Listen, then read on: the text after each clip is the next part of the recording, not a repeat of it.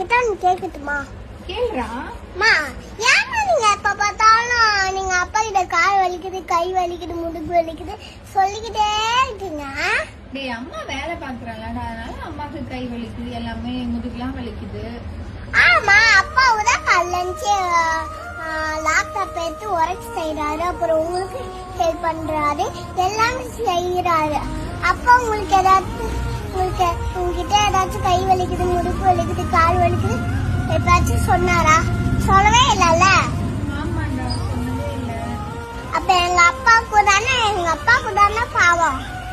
அப்ப எங்க அப்பா எல்லாம் கஷ்டப்பட்டு செய்யறாரு உங்களுக்கு. நீங்க கூட அப்பாவுக்கு செய்ய மாட்டேங்கிறீங்க. அப்ப அப்பாவுக்கு தானே வலிக்கும். அப்ப அப்பா பாவம், எல்லா வேலையும் உங்களுக்கு தான் செய்யறாரு. அப்ப அப்பாவுக்கும் வலிக்கும், அப்புறம் அப்பாவும் கஷ்டப்படுவாரு.